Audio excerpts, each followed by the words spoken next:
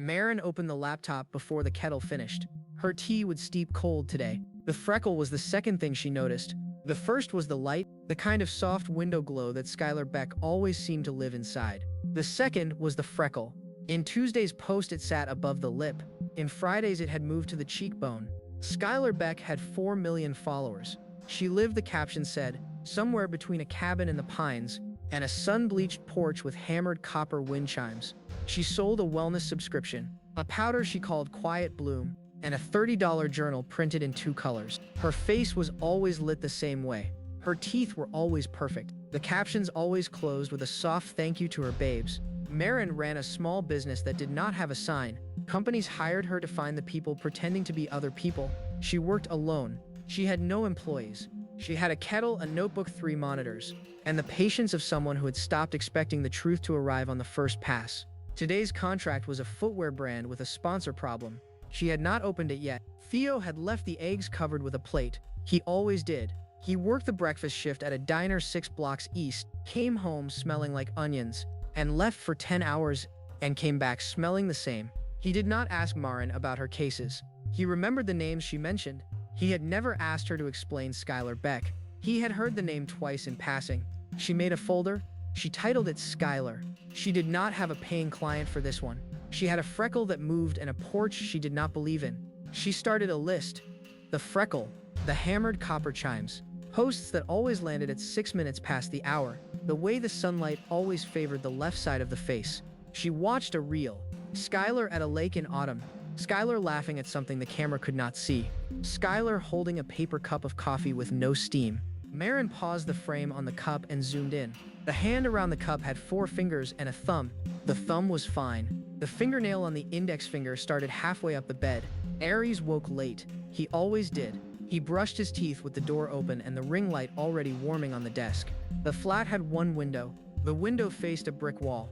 He had filmed Skylar Beck on a porch at sunset twice that month. He had never been on a porch. He pulled the curtain across the brick and sat down to write captions for a girl who did not exist. He typed in the prompt window. Same girl, freckle above lip, golden hour, plaid shirt, autumn porch, hammered copper chimes in the background.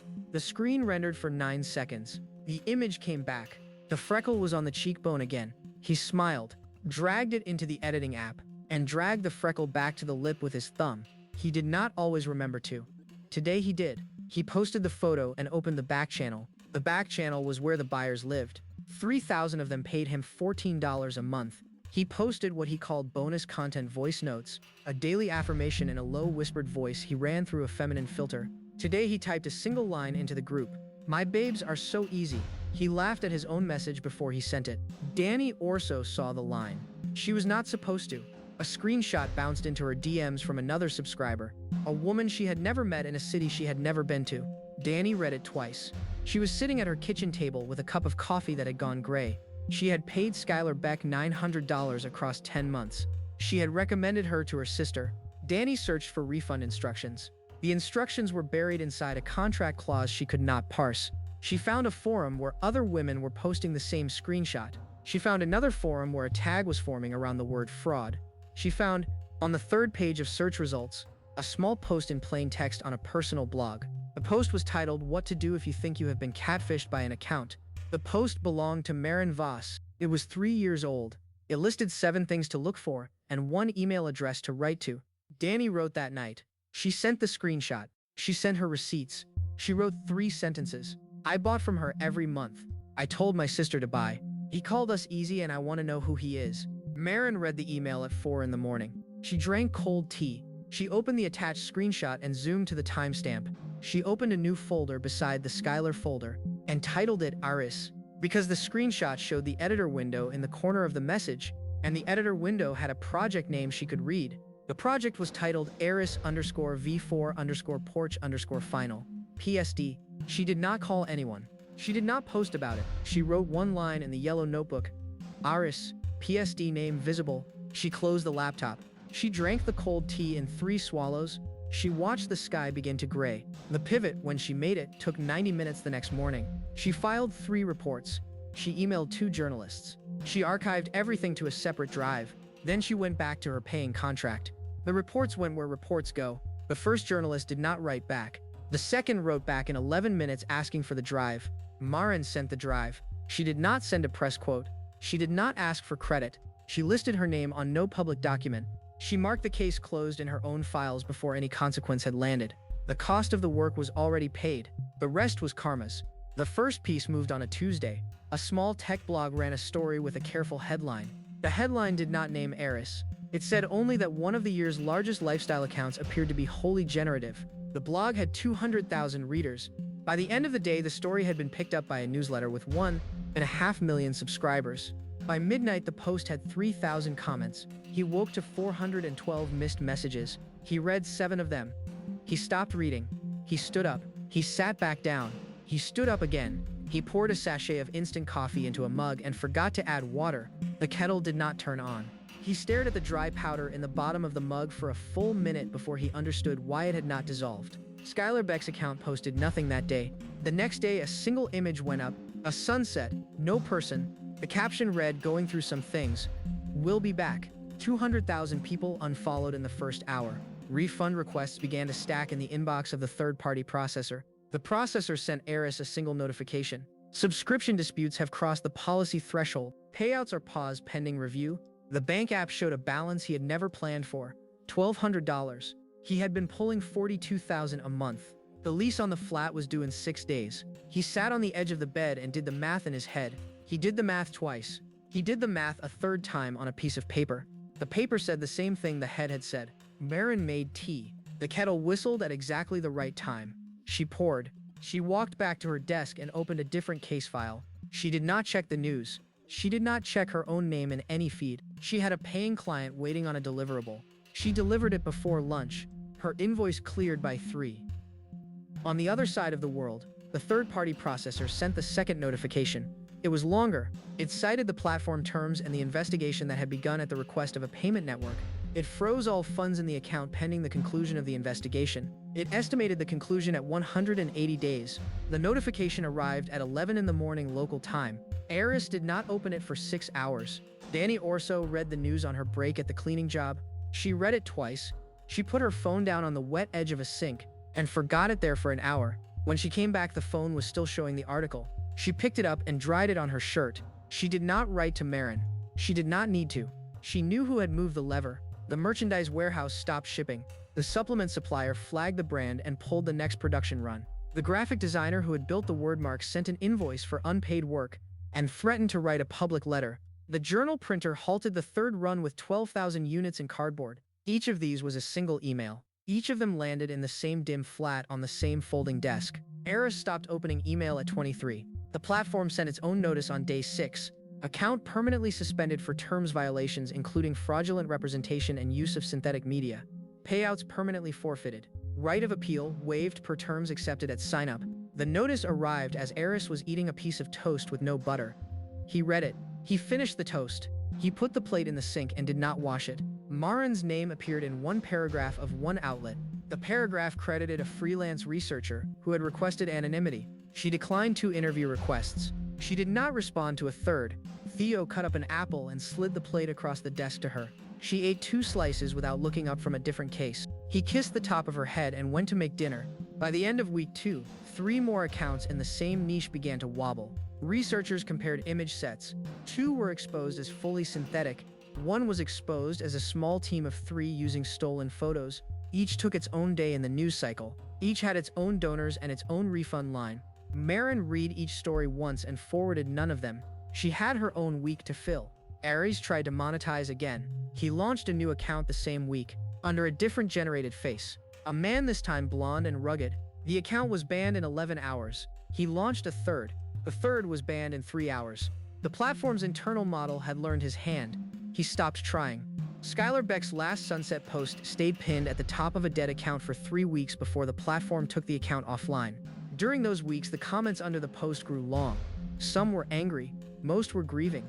Many of the women who had subscribed wrote about the small daily ritual the journal had given them. They did not know who to thank for it. They did not know who to be angry at.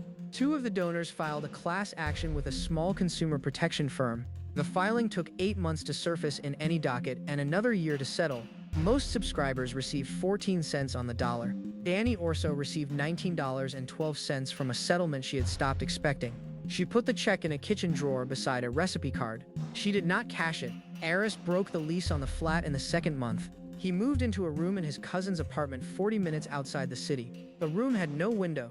The folding desk did not fit. He sold the ring light to a stranger for $19. He sold one laptop for $94. He kept the cheaper one. The cousin's children watched cartoons in the next room until midnight. The cousin asked Aris what he had been doing for work. Aris said freelance design. The cousin nodded.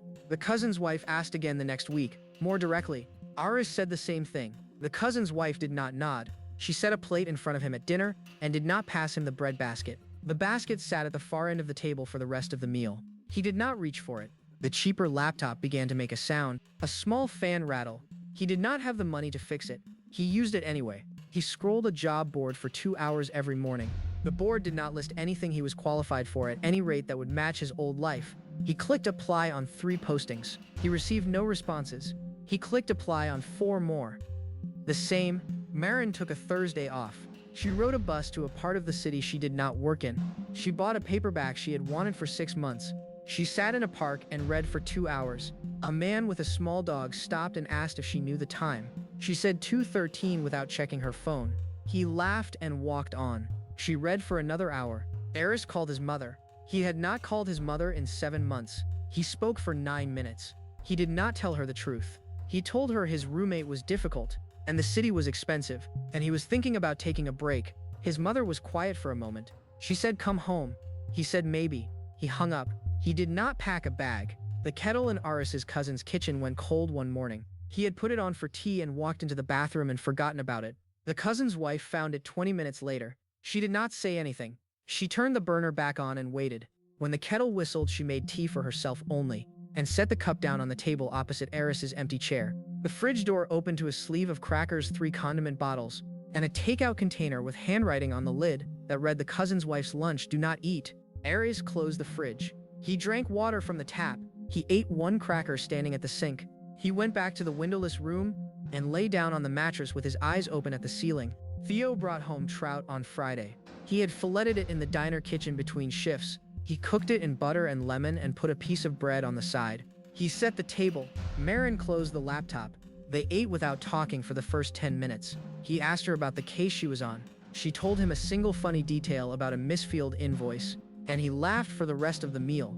The class action filed its first amended complaint. A reporter Aris had never heard of contacted his cousin through a public records search. The cousin took the call. The cousin gave a statement that consisted of 3 sentences. He is family. He has had a hard year. He is not available for comment. The reporter wrote that down. The reporter wrote everything down. The story went up the next morning with a photograph the cousin had not consented to release. The cousin moved Aris's mattress out of the windowless room and into a corner of the living room the next day. He did not give a reason. The cousin's wife stopped acknowledging Aris in the hallway. The cousin's children began to refer to him as the man on the couch. He was not on the couch. He was on the mattress on the living room floor. The children did not know the difference. Maren met a friend at the cafe on Vestry. The cafe had not changed. The chalkboard still listed the same drinks misspelled in the same handwriting. They sat at the two-top by the window.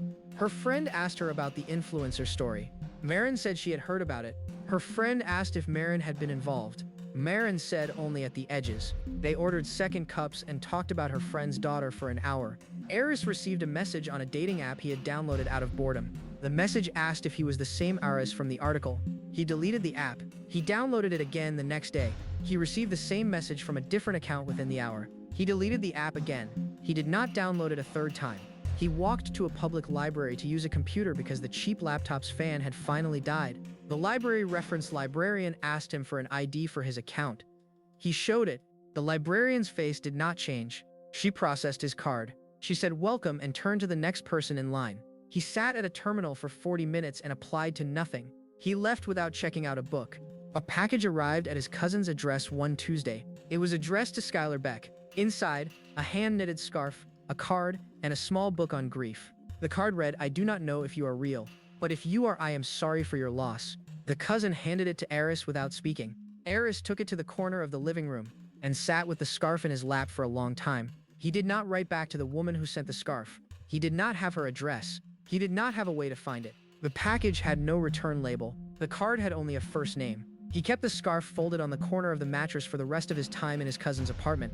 Maren's monitor blinked through a sponsor verification job for a footwear brand. She found 3 more synthetic accounts inside the brand's affiliate roster within 2 days. The brand paid her invoice and asked her to keep watching. She added the brand to her standing client list. She raised her rate by 20% and did not justify the change. The brand approved the new rate without negotiation.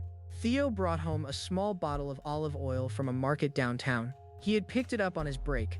He set it on the counter without ceremony. Maren opened the lid and smelled it. She nodded once. He kissed her temple and went to shower before his evening shift. The bottle stayed on the counter. She drizzled some on a piece of bread 2 hours later while editing a report. Aris's cousin gave him a deadline, the 1st of next month. Aris said okay. The cousin said, "Do you have anywhere to go?" Aris said, "I will." The cousin said, "I hope so." The cousin walked back to his bedroom and closed the door. The door clicked.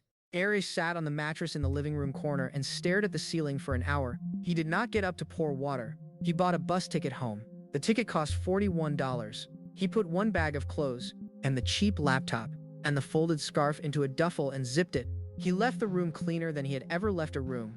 He took the bus from the depot at 4 in the morning. The bus driver did not ask his name. He sat against the window and watched the city become smaller and then disappear. His mother met him at the small station in their town. She did not embrace him in public. She walked beside him to her old car and put his bag in the trunk and drove him home through streets he had not seen in 3 years. She did not ask about the article. She had read it. She said only that she had made soup. The soup was on the stove when they walked in. Aris did the dishes that night. He had not done dishes in his cousin's apartment. He did them at his mother's because she did not ask him to, and because there was nothing else for him to do. He stood at the sink for an hour. The water ran warm. He did not look at his reflection in the dark window above the sink. He did not yet trust what he would see. Maren took on a small intern. The intern was 22 and clumsy and asked excellent questions. Maren did not advertise the position. The intern had written her a careful 3-paragraph email after reading her old blog post. Maren paid her by the hour and gave her 1 folder a week. The intern made a mistake on the 2nd folder. Maren walked her through the correction without raising her voice. Aris took a job at a small print shop in his hometown. The shop printed wedding invitations and funeral programs and the occasional restaurant menu. The owner was an older man who remembered Aris from school. The owner did not ask about the article. He asked if Aris could lay out a 4-color brochure. Aris said yes. The owner gave him a desk in the back room. He laid out the brochure carefully. He did not rush. He proofread it twice. He printed a sample and walked it to the owner. The owner looked at it for a long time. He asked Aris to fix the kerning on the headline. Aris fixed the kerning. The owner approved the 2nd sample without comment. Aris put a copy of the proof in a folder he had labeled with his own name on the cover. Maren's friend invited her to a comedy room one Friday. The room was a basement on a side street. Maren had not been to a comedy room in years. The owner had a shaved head and a faded microphone tattoo on the back of his hand. He was leaning at the back wall with his arms crossed when she came in. He nodded at her friend by name and lifted a hand to Maren in greeting. The first comic on stage was new. The second was old. The third made the room laugh in a way that surprised them. Maren laughed with her whole chest for the first time in weeks. Her friend bought a round. Desmond brought the drinks himself instead of the bartender, set them down without comment, and walked back to the wall. The set ended. They walked home along a street wet with rain. Aris's mother taught him to make a stew she had not taught him as a child. The stew took 4 hours. She did not write down the recipe. She showed him with her hands. He stirred when she told him to stir. He chopped what she handed him to chop. They did not talk much. At the end of the 4 hours, they sat across from each other and ate the stew. He had 2 bowls. She had 1. He did not ask his mother for forgiveness. She did not offer it. They did the dishes together. He washed, she dried. The dishes were finished by 10. She kissed the top of his head and went to bed. He sat in the kitchen with a cup of tea for another hour. He did not check his phone. He did not have a phone he wanted to check. 2 months later, he opened a clean email account on a public library computer. He did not log into anything. He began to type a message in the body of the email. He typed for 30 minutes. He deleted the entire message. He typed a shorter one. He deleted that too. He stood up from the terminal and left the library without sending anything. The next week, he came back. He typed a new message. This one was 3 sentences. I am Aris. I made the account. I am sorry I called any of you easy. He addressed it to the public contact email on Maren Voss's blog. He pressed send before he could reconsider. He logged out of the email account. He never used it again. Maren received the message at 6 in the evening. Theo was making rice in the kitchen. The kettle was on. She read the email twice. She closed the laptop. She walked to the kitchen and asked Theo if he wanted to walk after dinner. He said yes. They ate. They walked. She did not reply to the email that night. She did not reply the next day. She did not reply the day after. She did not reply that week. Her assistant asked her once about an unanswered email in the public folder. Maren said she had seen it. The assistant did not press. The email sat in the folder. The folder sat in the inbox. The inbox kept filling. Danny Orso took her 2 children to the same park Maren had read in. It was Sunday. The children ran ahead. Danny sat on a bench in the sun. She had not spent $90 on a wellness subscription in a year. She had bought new shoes for both children with the money. She watched them on the climbing frame. She did not think about Skylar Beck once that afternoon. Aris did not write a second email. He did not check the public address again. He did not have a way to. He had stopped using libraries. He worked at the print shop 6 days a week. He had begun a small evening course at a community college in graphic design. He paid the tuition out of his print shop wages. The owner of the print shop wrote him a recommendation letter without being asked. Maren cleaned out the public inbox 6 weeks after the message arrived. She did not delete it. She moved it into a folder titled Closed. She did not add a note. She did not keep a copy in her own personal archive. The folder titled Closed had 412 other emails in it. The new email made 413. Theo asked her at dinner that night if she had ever heard back from the influencer story. She said someone had written. He waited. She said she had not replied. He nodded once. He passed her the bread. They ate. He did not ask a follow-up question. She did not volunteer one. The kettle behind them clicked off in the silence between bites. Aris finished the community college course in the spring. He earned a small certificate. He did not put it on a wall. He filed it in a drawer beside his birth certificate and a folded handwritten note from his mother. He kept working at the print shop. The owner had begun letting him take small clients of his own on the side. The first client paid him $80. He cashed the check and bought groceries. 2 years passed. The class action settled. The platform deleted the dead account. The forums where the screenshots had circulated archived themselves. The story was no longer a story. Aris's name appeared in 3 online articles still findable through search. He did not check whether they appeared. He did not care to know. Maren's intern became her associate. The associate hired a second intern. The studio expanded into the unit next door. The corkboard moved across with them. The yellow notebook went with Maren. The chipped mug went with her too. The kettle she replaced. The new kettle whistled at exactly the right time. Aris took the bus into a larger town on a Saturday for a small design conference. He did not present. He sat in the back. He listened. A speaker mentioned synthetic media briefly during her talk, and the room shifted in the small way rooms do when a wound is named. Aris kept his eyes on his notebook. He took 2 pages of notes. He went home that night and slept 8 hours. On a Friday in the autumn that followed, Maren and Theo walked to the basement comedy room. The room was full. Desmond was at his usual wall. He nodded and pointed to a 2-top he had held back near the stage. Theo ordered for both of them. They sat with shoulders touching. The first comic took the stage. Maren leaned her head against Theo's. They laughed at the same beat. The room laughed with them. They walked home along the same wet street. The lights of the bodegas were on. The kettle would be cold by the time they got back. She did not mind. They turned the key in the building door and climbed the 2 flights to the studio. Theo went into the kitchen first. Maren turned at the door of the studio and looked once at the long desk under the corkboard before she hung up her coat. On the corkboard, the freckle that had moved across 2 photos was still pinned at the top. Beside it, pinned long ago, was a printout with the failname Aris _V4 porch final, PSD circled in red. Below them, more recent, was a postcard from the associate who had grown out of the intern. Maren took down the freckle and the failname and put them in a folder titled Closed. She left the postcard up. She turned out the desk lamp.